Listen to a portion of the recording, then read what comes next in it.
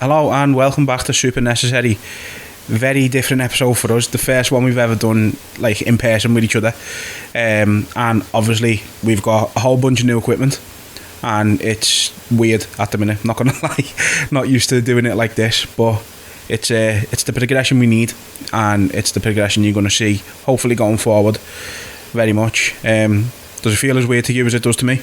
We're professionals now, lad.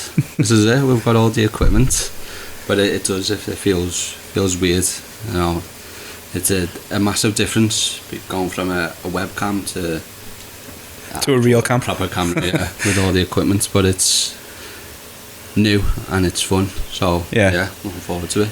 So all we're going to be doing today is just, we've got a few listener questions and really we just wanted to do this to test out the equipment more than anything. So let's get straight into it. We haven't got many listener questions, so we've got a few for each other, and then we're going to just sort of finish off by letting you know what we've got planned for the future. I'm not going to give too much away because we don't want people robbing our boss ideas. That ours, no one else's. Yeah, but yeah, we'll give as much away as we can without giving anything away. It's probably pointless me actually saying it, to be honest, but you know, let's just do it anyway. We'll just mention it. Yeah. We'll mention it. Do you want to get the questions up? Yeah. Okay. So I'd say we haven't got that many. I think we got 3 overall. Bless you. Yeah, so we didn't get many overall. I think we got 3, and then so we've just thought of a few for each other. Okay, yeah. So the first one then is from Chris at Unmatched MMA. He says the real Brooklyn gangster Al Iaquinta just said he wants either Tony Ferguson or Nate Diaz as his return opponent. Who would you rather see him fight and why? And who do you see winning? So we want either Tony or Nate. Yeah. Tony. I'd rather see him fight Tony. I think Tony's a better opponent overall. I think Diaz has become a money fight ever since he beat McGregor. I don't think Diaz is great, but he's never really been that elite level fighter, in my opinion. He's before the Conor McGregor fight, let's be honest, he was chosen because McGregor thought it was going to be an easy win. Yeah. And I think since then he's become a money fight because he won. And don't get me wrong, I'm a big fan of Diaz, but if Al Iaquinta wants the best fight possible for him, then it's Ferguson, no doubt. And who do you think would win? It's hard to say at the minute because obviously Tony's on this fucking 3-fight losing streak. So any other time you'd say Tony, but with him being on that, I think it's a difficult one to call. So he's losing, but he's not getting proper beat, is he? You know, he's going decisions. He's not getting knocked out. He's not getting submitted. So I think that makes for a good fight. I think I would probably go Ferguson as well. Would Diaz actually take the fight with Iaquinta? Probably not. No, I don't think he would. Again, Diaz sees himself as the money fight. He believes he's a big draw, which he is because of the McGregor fight, as I say, but I don't think he would take the fight myself. I think Ferguson would. But you say Ferguson's not getting beat, like battered, but like he was never in that fight with Beneil. Yeah, true. You know, so just because he's going to decision doesn't mean he's not getting battered. Yeah. It's like Chris Moutinho, he got battered everywhere, but well, he should have went to decision, but it never. Yeah, and isn't Diaz looking at a fight with Dustin at middleweight? You seen that? No. What? Why? So apparently he said on Twitter 185 show up or something like that to Dustin, and he said I'd basically kill you everywhere regardless. I don't know why he's looking at middleweight, but no, I mean that makes no sense for Dustin. Like, yeah, of course, he's got the title fight next. Why go up a weight? Why risk? No. Maybe Diaz is thinking, well, you've just fought Conor twice, money fight, come get another money fight. I'll have a go at you. No, I don't think Dustin wants that type of fight anymore. I think the McGregor fight made sense because it was the trilogy. Now go and get the belt that everyone thinks he's going to get. I think people are thinking that's a foregone conclusion straight away, like, but I don't know, I think we'll talk about that in a minute. Yeah, I don't know, I think as well, obviously Iaquinta's called for them too, but I think everyone's more looking forward towards Conor probably fighting one of those, you know, Diaz or Ferguson. So I don't know even if he gets the fight, even though he's called for them. I think for Conor next, the fight that makes sense is the Diaz trilogy. Round that one off and then see where he goes from there. He doesn't deserve. Why get another shot at Dustin? Just because of the way the fight ended, he still lost a round. Yeah, you know, it doesn't make any sense for me to fight Dustin again.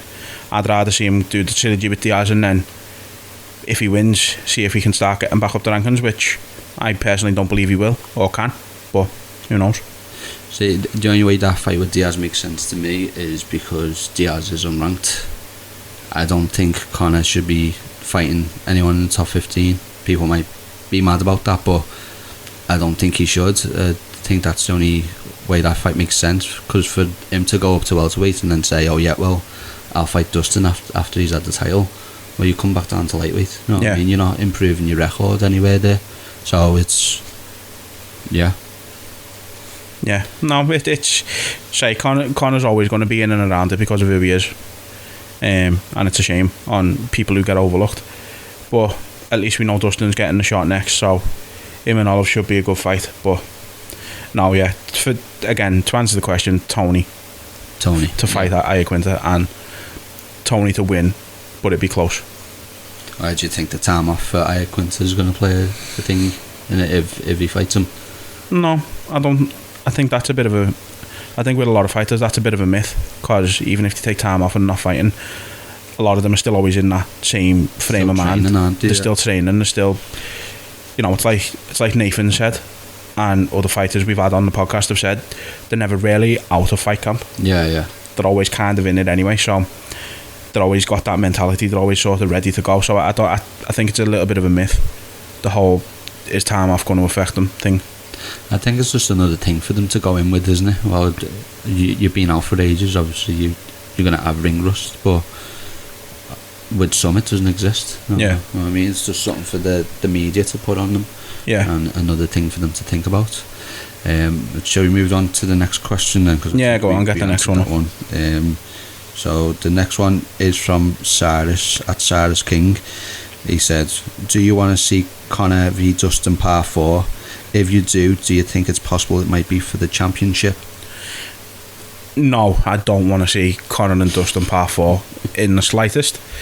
If it does happen, I think it could well be for the title.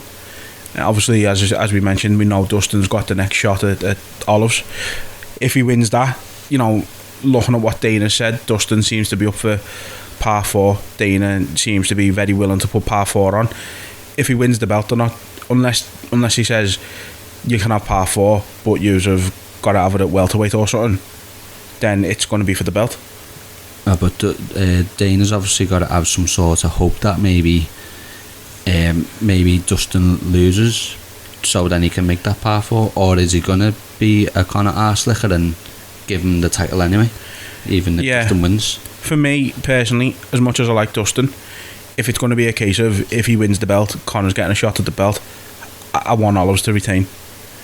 I'm impartial towards it at the minute who wins. I like both of them, so it's a win-win for me. But if it's going to be a case of Dustin gets the belt, then Conor gets a shot at the belt, I hope Dustin doesn't get the belt. Yeah, I agree. Just for the simple fact that Conor doesn't deserve it. No, he doesn't. As I say, I don't think he should really be fighting anyone in the top 15. For me, he shouldn't even be ranked 7 at lightweight, but yeah, it's crazy that it is. Like, ranked 7 at lightweight with 1 win in the division. Yeah, since 2016. Yeah. So for me, that's mind-boggling, but obviously it is how it is. He's the money fight, you know. That for me, that's all he's got to him right now. Yeah. He's the money fight, you know. His biggest weapons were his striking and his trash talking, and now he can't even do them. As I've said to you, I don't think his head's in it anymore.